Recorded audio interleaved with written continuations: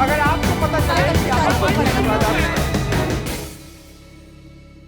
They are building a huge momentum, चाहे पूरा संघ परिवार हो चाहे बीजेपी हो, इसके इर्द गिर्द कई पॉलिटिकल एक्सपर्ट्स का कहना है कि ये इतनी बड़ी वेव हो सकती है दैट दिस कैन बुलडोज एक 10 साल की इनकम्बेंसी को, या जहां पे कास्ट कॉम्बिनेशन बहुत अच्छे से फिट नहीं बैठ रहा है वगैरह वगैरह। आप इसको कैसे देखती हैं? आपको लग रहा है कि मतलब हम लोग जब ग्राउंड पे जाते हैं तो हम बहुत वॉइसेस सुनते हैं, how you look at it, और विपक्ष इस मुद्दे पर कितना तैयार दिख रहा है, या जो विपक्ष की रणनीति है कि हम इस मुद्दे के बजाय आर्थिक मसलों पर, पार्टिसिपेशन पर, सोशल जस्टिस पर, कास्ट के मुद्दों पर, कास्ट सेंसस के और पार्टिसिपेशन के फोकस करेंगे तो उनको डिविडेंड मिलेंगे। How do you look at it ma'am? देखिए, विपक्ष के सामने जो चुनौती है वो है करें तो क्या करें। विश्वनाथ प्रताप सिंह ने कहा था एक बार जब प्रधानमंत्री थे कि मैं भाजपा से तो जूझ लेता, पर मैं राम से कैसे जूझूं। और पीवी नरसिम्हा राव कांग्रेस के जो प्रधानमंत्री थे उन्होंने हूबहू वही चीज कही थी, भाजपा से हम लड़ लेते, राम से कैसे लड़े। और आज भी वो चुनौती विपक्ष के सामने है, कांग्रेस के सामने है कि राम से कैसे जूझें। अब मंदिर जाएं, कमलनाथ ने एक तरह की राजनीति करके देख ली, उसका इतना असर नहीं हुआ, क्योंकि राम का मुद्दा भाजपा से जुड़ गया है ओवर द इयर्स। और उसका फायदा जो मुझे लग रहा है 92 के बाद जितनी इलेक्शंस हुई हैं, मैं मानती हूं उसमें राम मंदिर अयोध्या निर्णायक नहीं था जी। एक मैनिफेस्टो में जुड़ता रहा भाजपा के, और वो अपने कोर फॉलोइंग को सेटिस्फाई करते रहे।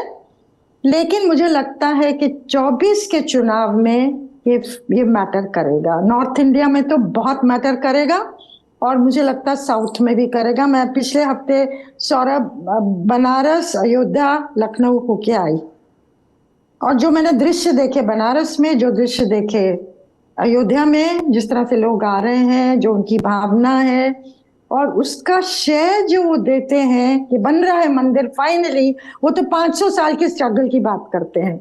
49 से कहानी शुरू हुई है, जबकि रामलला की मूर्ति को सैंक्टम सैंक्टोरम में रख दिया गया था और बाबरी मस्जिद डिस्प्यूटेड स्ट्रक्चर बन गया था। पर ये जो श्रेय है वो 500 साल की लड़ाई का चरम जो होता है ना, अंत, कंक्लूजन होता है, वो राम मंदिर का बनना, और वो जिस तरह से लोगों की आस्था से जुड़ा हुआ है।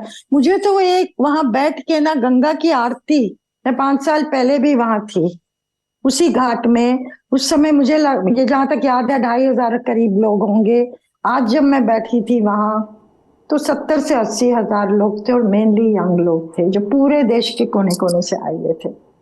तो उनकी आस्था राम में, उनकी हिंदू आइडेंटिटी, उनकी एस्पिरेशन, और कमंडल मंडल दोनों जुड़ गए। कमंडल वर्सेस मंडल नहीं है आज, जो कि कार्ड विपक्ष मंडल 2 का इफेक्टिवली नहीं खेल पाया।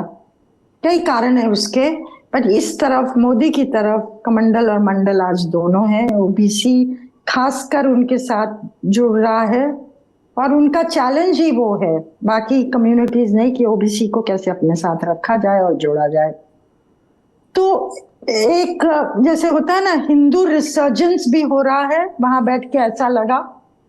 वो रिसर्जेंस ऐसा नहीं है कि मुसलमानों के खिलाफ है, वो हिंदू जो बैठे हैं ऐसा नहीं सोच रहे कि मुसलमानी को हारी भी हो, लेकिन उनकी अपनी एस्पिरेशन है, वो जुड़ गई है मोदी से। इस समय कई लोगों की इकोनॉमिक डिस्ट्रेस है।